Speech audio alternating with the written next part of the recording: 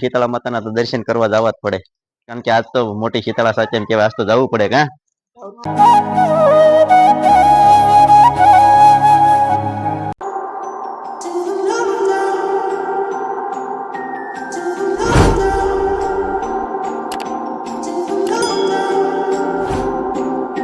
જય ગુરુદેવ મિત્રો, કેમ છો બધા? મજામાં છે? તો અમે પણ બધા મજામાં છીએ અને યુટ્યુબ ચેનલમાં તમારા બધાનું હાર્દિક સ્વાગત કરું છું.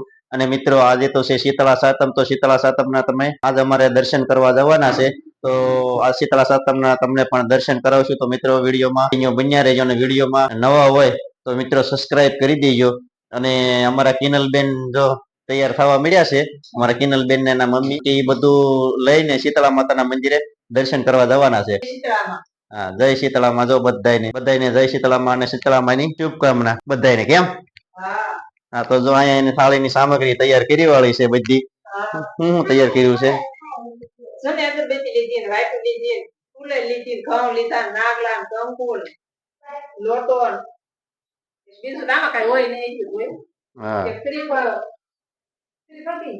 આજે તો મિત્રો શીતળા સાતમ છે, પણ વરસાદ તો જો આજે ધમધોકાર વરસાદ આવી રહ્યો છે. મારી પાછળનો નજારો જોઈ શકતા છો. વરસાદ અમારા કિનલબેન જો છત્રી લઈને તાવા ઉપર ગયા હતા, છત્રી લઈને આવ્યા છે કા કિનલબેન? આ જો વરસાદ તમે જોઈ શકતા છો કે આજે સવારના એક જ ધારો વરસાદ આવે છે. અમારે આજે રજા છે, પણ કઈ વરસાદ જવા દે એવું અમને લાગતું નથી કા કિનલબેન? અમારે કિનલબેન ને એને જો બધાને બહાર જવાનું છે, પણ કઈ મેળ આવશે નહીં એવું લાગે છે. કિનલબેન છત્રી લઈને જવાનું છે. અમારા કિનલબેન કે છે છત્રી લઈને અમારે ભલે વરસાદ આવે પણ છત્રી લઈને બહાર જવાનું છે. તો કેટલો વરસાદ આવે, કારણ કે 2 દિવસ તો અમારે વરસાદ જ એવો પડે છે ને. કિનલ ને અમારે એના મમ્મી બે જો છત્રી લઈને શીતળા માતાના મંદિરે દર્શન કરવા જાય છે. હા કિનલબેન, છત્રી લઈ લીધી છે ને? હા, તો જો છત્રી લઈને એની થાળી લઈને કમ્પ્લીટ કરી અને શીતળા માતાના મંદિરે દર્શન કરવા જાય છે. હા, થાળી પલ્લે નહીં, એના માટે એને બધું છત્રીની તૈયારી કરી વાળી છે, કારણ કે વરસાદ તો જો તમે જોઈ શકતા છો વરસાદ આવે છે, પણ છતાં ચાલુ વરસાદમાં શીતળા માતાના તો દર્શન કરવા જવા જ પડે, કારણ કે આજ તો મોટી શીતળા સાચી એમ કહેવાય, આજ તો જવું પડે કા. હાલો મિત્રો, તો અમે તો પહોંચ્યા છીએ શીતળા માતાના મંદિરે, તો તમે બધા પણ દર્શન કરી લેજો. અમે તો દર્શન કરી લીધા. કોમેન્ટમાં જય શીતળામાં લખજો.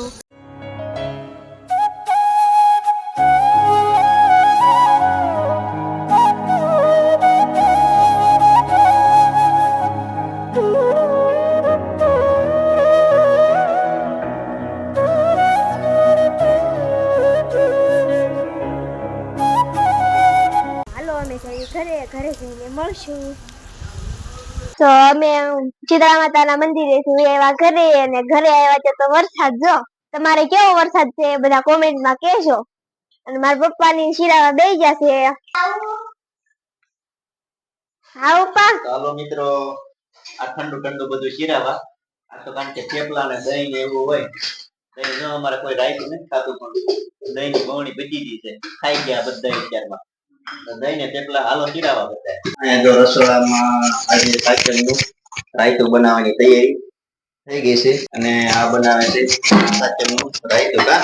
હા, સાચમનું રાયતું બનાવવા મળી છે. તો આપણે રાય વાટી નાખી છે. રાય વાટી નાખી છે. હા, રાય વાટી નાખી છે. પછી મીઠું, મરચું, હળદર, ધાણા જીરું એવું બધું નાખી દેવાનું. તો એમ બનાવી તેમ બધા કેમ બનાવો, પછી સેવ નાખવાનું, કોથમરી નાખવાની. એને પીસો હળદર,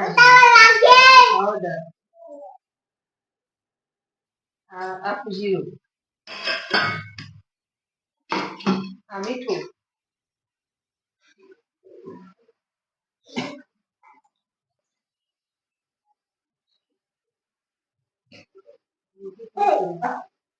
આમાં સેવ છે, સેવ નાખી દેવાની. તેની બણી લેતા તેની બણી હોય તેલ નાખી દેવી. જો અમારું રાયતું તૈયાર.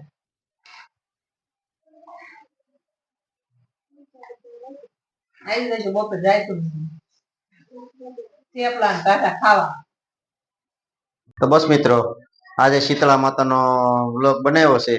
વ્લોગ તમને કેવો લાગ્યો તો કોમેન્ટ બોક્સમાં એક કોમેન્ટ જરૂર કરી દેજો. આ વિડીયોને મેં અહીંયા પૂરો કરવી છે.